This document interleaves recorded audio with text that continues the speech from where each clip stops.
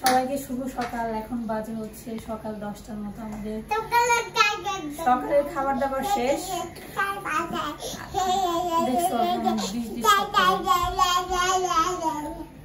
এই যে দেখেন এইমাত্র বাজার থেকে কত সুন্দর ডাটা নিয়ে আসছে। একটু চুপ কর, একটু একটু প্লিজ, দয়া কর একটু। বল, তুমি বলো, সবাইকে নমস্কার দিয়ে বলো, শুরু করো। নমস্কার। তারপরে এটা কি বলো, এটার নাম কি? এটা ফুল। এটা ফুল, এটা ফুল। এটা কি জানো? তো তুমি শুরু করতে চাও, তুমি তো কথাই, তুমি তো জিনিসের নামই জানো। এটা ডাটা, এটাতে মাছ দিয়ে রান্না করে খাইতে হয়। এটা সবজি। এই যে মাত্র বাজার থেকে নিয়ে আসলো তোমার পিসা। এখন এটাকে ই করতে হবে, মেকআপ টেকআপ করতে হবে, মানে পরিষ্কার করে ফ্রিজে রাখতে হবে। আজকে দুপুরবেলা রান্না বান্না খুবই মজার। তো সবকিছু আপনাদের সাথে শেয়ার করবো। এই যে আপনারা যদি কেউ ঈশান বাবুকে নিতে চান তাহলে 10 দিনের জন্য ধান নিতে পারেন। আবার 10 দিন পর ফেরত দিয়ে যায়, সমস্যা নেই, কারণ এই 10 দিনে আপনাদের সব মিটে যায়।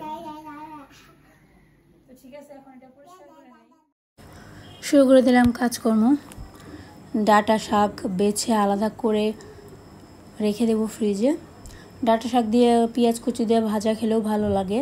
মাঝে মাঝে আমরা শাক পিটালু খাই, যেমন শাকের ঘন্ট, ডাটা শাক সাথে অন্য সব শাক মিশিয়ে। সেই দিন যে আমার কাকা শ্বশুর আসছে, তো অনেক ধরনের শাক নিয়ে আসছে, তো সেই শাকের সাথে মিক্সড করে এই ডাটা শাক দিয়ে একটা রেসিপি করা যাবে। আজকে হচ্ছে আমার কাকা শ্বশুর বাড়িতে চলে যাবে, তো তার জন্য সকালবেলা উঠে তাড়াহুড়া করে রান্না বান্না শুরু হবে। তো এখানে হচ্ছে আমি ডাটা শাকগুলো বেছে রেখে দিলাম। আজকে ডাটা রান্না করা হবে না, আজকে রান্না করা হবে, প্রথমে প্ল্যান করা হয়েছিল গাটি কচু দিয়ে আলু দিয়ে কাতলা মাছের ঝোল করা হবে, কিন্তু পরে কাকা বলল যে কচু খাবে না, কচু খেলে নাকি তার চুলকানি হতে পারে, যেহেতু কয়েকদিন আগে তার অপারেশন হয়েছে। এর জন্য কচুটা বাদ দেওয়া হবে, শুধু আলু দিয়ে কাতলা মাছের ঝোল করা হবে। তো এখানে কচুটা আমি ধুয়ে ফেলেছিলাম, কেটে কুটে ধুয়ে ফেলেছি, পরে এই কথাটা আর কি শুনলাম। তারপরে কচুটা আলাদা করে ফ্রিজে রেখে দেওয়া হয়েছিল, আর পরের দিন রান্না করা হয়েছে আর কি। তো এখানে হচ্ছে কাতলা মাছ আমি হিসাব করে নিচ্ছিলাম যে কয় পিস লাগবে, যেহেতু আমরা লোক সংখ্যা বেশি, এর জন্য দেখা যায় যে একটা কাতলা মাছ আমার একদিনে লেগে যায় আমাদের আর কি, বাচ্চা টাচ্চা সহ।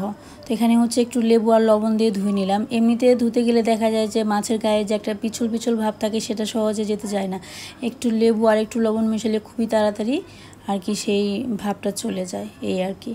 তো এখানে হচ্ছে মা সবজি কাটতেছে, আর আজকে মাই রান্না করবে। এখানে ছোট মাছ করা হয়েছে, চচ্চড়ি করা হবে, আর বড় মাছের ঝোল, সাথে হচ্ছে আর একটা আইটেম হবে।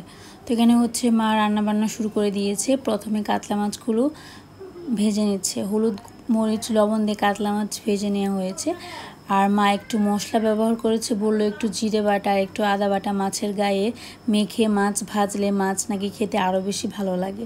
এই সিস্টেমটা হচ্ছে আমাদের গ্রামের বাড়িতে অনুষ্ঠান হলে করা হয়, বিয়ে বা অন্য যে সমস্ত অনুষ্ঠানে মাছের আইটেম থাকে, তখন নাকি বড় অনুষ্ঠানগুলোতে মাছের গায়ে একটু মশলা মাখিয়ে মাছ ভাজলে সেই মাছগুলো খেতে বেশি ভালো লাগে, এই আর কি। তো মা এখানে মাছের ঝোল রান্না শুরু করে ফেলেছে। চলুন আপনাদেরকে আজকে স্পেশাল এবং খুবই মজাদার একটা মাছের ঝোল শেয়ার করি, তাও আবার কাতলা মাছের ঝোল। প্রথমে হচ্ছে একটু ফোড়ন দেওয়া হয়েছে, জিরে রাঁধুনির সাথে তেজপাতা, এরপর হচ্ছে লম্বা লম্বা একটু মোটো মোটো সাইজ করে আলু কাটা হয়েছে। তারপর এখানে হচ্ছে হলুদ মরিচ লবণ দেওয়া হয়েছে। এখন হচ্ছে পেঁয়াজ রসুন আদা পেস্ট, সাথে হচ্ছে কাঁচা জিরে আর ধনিয়া একসাথে বেটে নেওয়া হয়েছে। এই সমস্ত মশলা দেওয়ার পর আলুটাকে মশলার সাথে সুন্দর মতো কষিয়ে নিতে হবে। এরপর হচ্ছে দিতে হবে পরিমাণ মতো জল, জলটা ফুটে উঠলে দিতে হবে ভেজে রাখা মাছ। এখন নেড়ে চেড়ে নিতে হবে, আর সবশেষে দিতে হবে একটু গরম মশলা বাটা। এইভাবে মাছের ঝোল খেয়ে দেখবেন, জানি না আপনাদের কেমন লাগবে, আমাদের কিন্তু বেশ ভালো লাগে।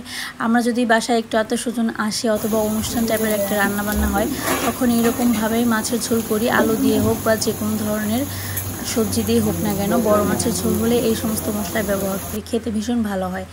এখানে হচ্ছে মিষ্টি কুমড়া ভাজা হচ্ছে বাচ্চাদের জন্য, আমাদের জন্যও আর কি। আর বাইরে শুরু হয়ে গেছে বৃষ্টি, আবার বৃষ্টি শুরু হয়ে গেছে, কয়েকদিন যাবত একটানা বৃষ্টি হচ্ছে, ভালোই লাগতেছে, কিন্তু কাপড় চোপড় শুকাতে চায় না, এটাই হচ্ছে সমস্যা। তো রান্না বান্না তো চলতেছে, রান্নাবান্নার পাশাপাশি অনেক ধরনের কাজকর্ম করতে হয়, যেমন আমি তো ভিডিও করি, তার পাশাপাশি রান্নাবান্নার যোগাযন্ত্র করে দিই। এদিকে হচ্ছে কিছু থালা বাসন জমেছিল, সেগুলো ভাবলাম যে পরিষ্কার করে ফেলি, কারণ দেখা যায় রান্নাবান্না শেষ করে কাজ করতে গেলে একটু দেরি হয়ে যায়। তো রান্নার পাশাপাশি মানে যখনই সময় পাই তখনই বাড়তি যে সমস্ত কাজগুলো সেগুলো করে ফেলি, তাহলে অনেক তাড়াতাড়ি কাজকর্ম শেষ হয়ে যায়, রান্নাঘর থেকে ছুটি পাওয়া যায় আর কি। আর রান্নাঘর থেকে ছুটি পাওয়া গেলেই মানে সারাদিনে ফ্রি হওয়া, কারণ রান্নাঘরের কাজই হচ্ছে সব থেকে বড় কাজ, যারা শহরে থাকে তাদের জন্য আর কি। তো থালা বাসন পরিষ্কার করা শেষ, আর এদিকে মা চচ্চড়ি রান্না করতেছে ডাঁটা দিয়ে, আলু দিয়ে, ছোট মাছের চচ্চড়ি, পেঁয়াজ কুচি দিয়ে। এই ছোট মাছের চচ্চড়ি খেতে ভীষণ ভালো হয়। এখন তো শাপলা পাওয়া যায় বাজারে, শাপলা তো আপনারা হয়তো অনেকে চিনেন, শাপলা দিয়ে চচ্চড়ি খেতে কিন্তু আরও বেশি ভালো লাগে। একদিন আপনাদের সাথে রেসিপিটা শেয়ার করব। তো রান্নাবান্না শেষ, সজনে শাক ভাজা হয়েছে, মিষ্টি কুমড়া ভাজা, পটল ভাজা, মাছের ঝোল। এই হচ্ছে আমাদের আজকের দুপুরের খাবারের মেনু। কাকারা খেয়ে চলে যাবে বাড়ির দিকে। রান্নাবান্না শেষ, স্নান দান শেষ, এখন বাজে হচ্ছে 12টার মতো। সারাকে গেছি স্কুল থেকে আনার জন্য। ঈশান বাবু খুবই দুষ্ট হয়ে গেছে। তুমি ভালো করে কথা বলো, তুমি কি স্নান করছো? সুন্দর করে বলো, সবাই তোমাকে দেখবে। তুমি সুন্দর করে কথা বললে সবাই তোমাকে দেখবে, ভালো বলবে, গুড বয় বলবে। আর পচা করে কথা বললে সবাই বলবে ঈশান তো অনেক পচা হয়ে গেছে, ছোটবেলায় অনেক লক্ষ্মী ছিল, সেটা বলবে, জানো? তো এই জন্য আসলে অসুস্থ ছিলাম। সারও আপনাদেরকে বলছি, একজন কমেন্টস করছে আমার ভিডিওতে যে আমি সিক ছিলাম, আসলে অসুস্থ ছিলাম। এখন মোটামুটি ভালো আছি। সমস্যাটা হচ্ছিল যে ঠান্ডা, গলা ব্যথা এত পরিমাণে ছিল, মানে কি বলবো, খুবই খারাপ অবস্থা ছিল। এর জন্য এতদিন ভিডিও দিতে পারি নাই। তো এখন আশা করছি, চেষ্টা করবো যাতে রেগুলার ভিডিও দেওয়ার। দেখা যাক কি হয়। এখন একটু রেস্ট নিতেছি। ঈশান তো স্নান দান শেষ, পেয়ারাও খাওয়া হয়ে গেছে ওনার। আমাদের দুপুরবেলা রান্নাবান্না হয়ে গেছে, বললাম আপনাদের, ভাতটাও রান্না করে ফেলছি। তো মোটামুটি এখন ফ্রি টাইম। এখন হচ্ছে ভিডিও এডিটিংয়ের কাজ করতেছি বসে বসে। আর এই যে এই মহাজনকে পাহারা দিতেছি, এই হচ্ছে আমার এখন বর্তমানের কাজ। এখানে খাওয়া দাওয়া শেষ করছি এই মাত্র। ও বাবারে কি পরিমাণ বৃষ্টি শুরু হয়ে গেছে, বারান্দায় যাওয়া যাবে না বৃষ্টির জন্য। খাওয়া দাওয়া শেষ করছে, বিকালবেলা কি সুন্দর বৃষ্টি নেমে পড়ছে। এই বৃষ্টি দেখালে ঘুম ধরবো। এই যে দেখেন বৃষ্টি নামতে হবে, শুরু হয়ে গেছে বান্দানো। কি কলম নিয়ে আসছিস কেন? নতুন কলম দাঁড়ায় দাও রাখা বসে। তো আজকে দুপুরের খাবার খুবই ভালো হলো। একটা মজার জিনিস, মজা বলতেছি, খুব সুন্দর একটা জিনিস ঘটছে। দেখেন আমাদের জবা গাছে, এই জবা গাছটা অনেক বড় হয়েছে। এই জবা গাছে একটা জবা হয়েছে, এটা সাদা সাদা জবা হয়, লাল জবা না। দেখো ঈশান, আমাদের জবা গাছে একটা জবা হয়েছে, জবা ফুল হয়েছে, জবা। কি মজা! এই দেখেন এই গাছটা অনেক বড় হয়েছে, বাইরে তো অনেকটা ডালপালা ছড়াইছে, মাঝে মাঝে দুই একটা ফুল ফুটে, কিন্তু ভালো লাগে দেখতে অনেক। এখন সন্ধ্যাবেলা, এই যে দেখেন, এই যে একজন কম্পিউটারের সামনে আরেকজন এই যে নিয়ে বসে রয়েছে, আর ওইদিকে সন্ধ্যা চলতেছে, সন্ধ্যার কীর্তন আর কি। তো ওই নিয়ে এখানে কার্টুন দেখতেছে কম্পিউটারে দুজন, আর একজন মোবাইল দেখতেছে। আর এই দেখেন আমার রুমের ওয়ালের অবস্থা কি করছে, এটা ভগবান রে! এই ওয়ালটা দেখলে আমার যে মেজাজটা গরম হয়। এই যে এই দুষ্ট এই আসামিটাই করছে, দেখেন কি অবস্থা করছে। আর আমি এখানে দুধ জাল দিতেছি।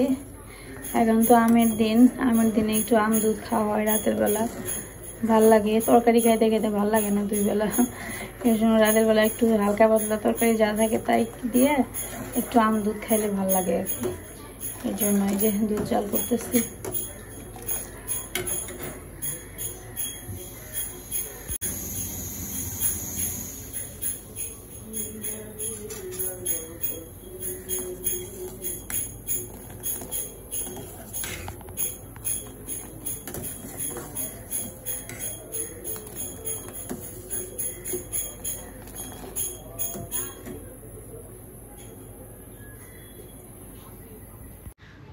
দুধ জাল হতে থাক, মোটামুটি কাজকর্ম শেষ রান্নাঘরের।